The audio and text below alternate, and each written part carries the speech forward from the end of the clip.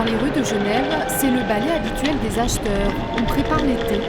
Chicorée, une enseigne parmi d'autres qui a plus de 160 boutiques dans le pays. Pour les clientes, ce qui attire avant tout, ce sont les prix. Comment ça se fait que ce soit si peu cher les vêtements? Je ne sais pas, mais en tout cas ça m'arrange. C'est fait dans des pays où les gens gagnent pas d'argent et où ils gagnent même pas le prix du t-shirt en une journée, mais quand on n'a pas le choix, Si je vous dis que ça vient du Bangladesh, qu'est-ce que vous pensez? Je pense que presque tous les vêtements viennent de quelque part qui n'a pas des conditions de travail vraiment sanitaires ou sécuritaires. Depuis des années, nous consommons de plus en plus, mais à des prix de plus en plus bas. Comment cette marque fait-elle pour vendre des vêtements à des prix si compétitifs? Nous avons enquêté sur l'enseigne Chicorée.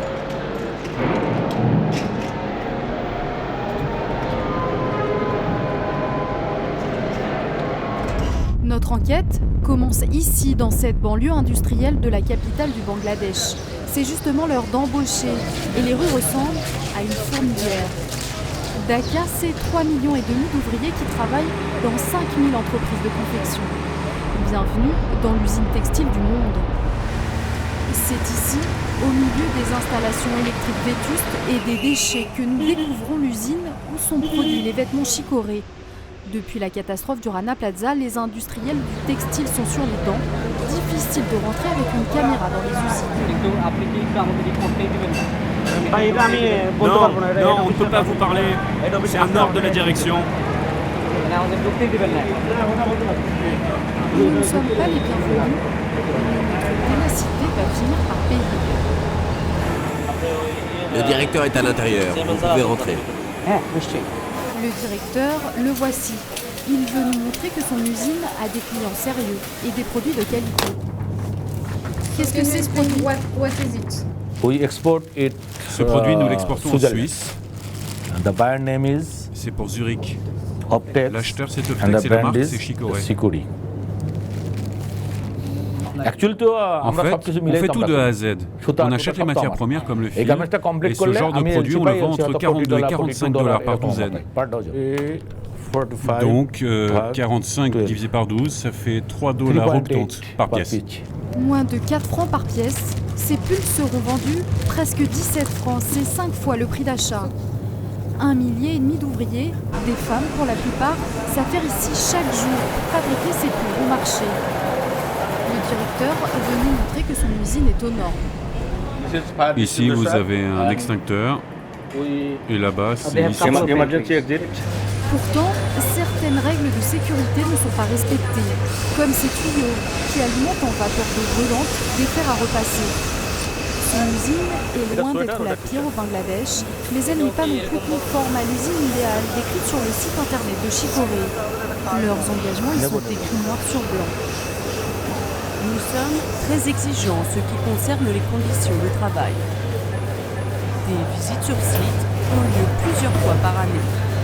Un texte qui ressemble plutôt à une déclaration de bonnes intentions.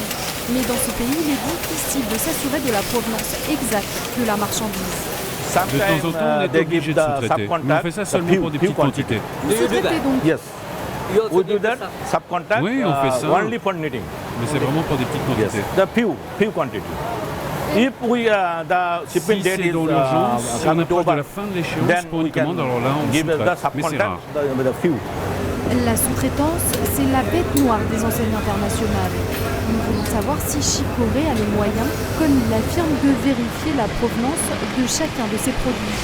Nous contactons son bureau d'achat au centre de Dhaka. La réponse est claire, aucune interview pour la télévision. Ils acceptent de nous rencontrer. Bonjour. Nous décidons de filmer l'entretien en caméra cachée. Dans cette entreprise, la Suisse représente 80% du chiffre d'affaires, 25% pour la seule marque Chicorée. Certaines de nos usines sont aux normes et d'autres ne le sont pas. Celle que vous avez visitée hier n'est pas totalement aux normes, mais elle a été auditée. Les acheteurs sont venus voir. Audité par qui? Par nos acheteurs. Vous savez, nos clients, ils n'ont pas besoin forcément que les usines soient aux normes. Pour Chicorée, en tout cas, ils n'en ont pas besoin.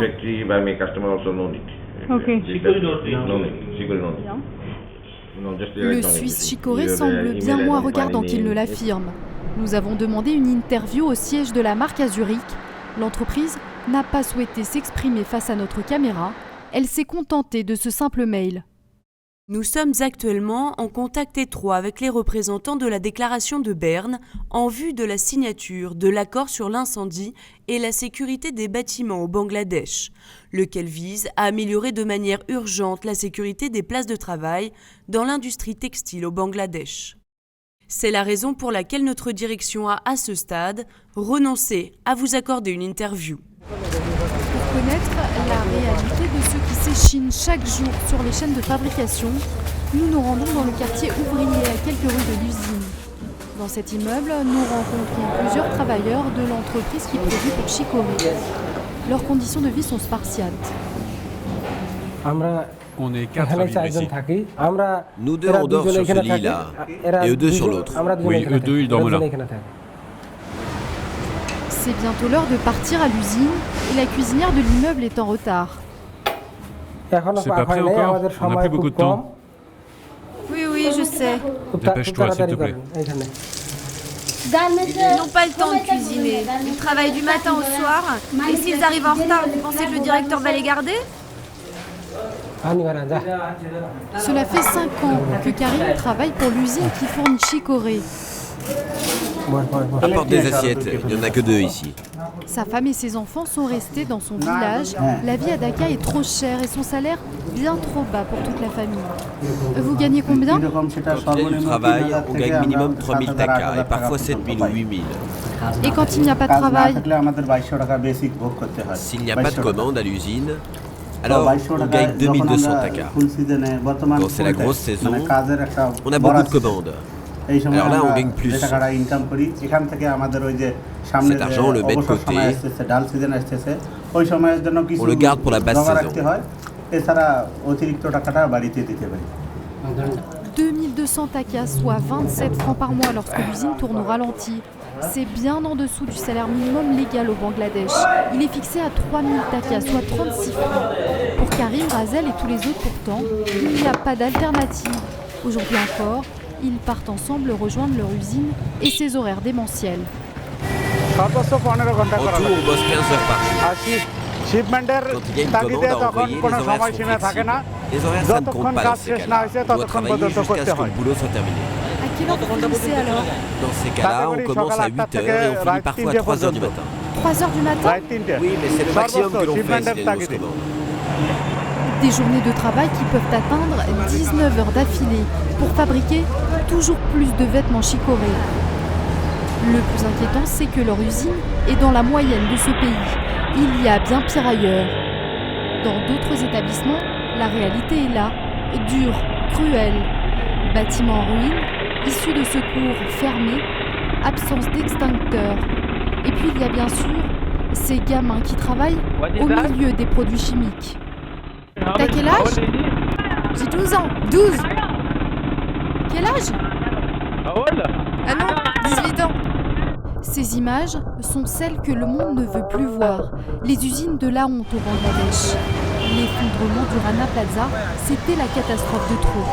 Une onde de choc qui résonne encore dans les têtes de ces ouvriers du textile.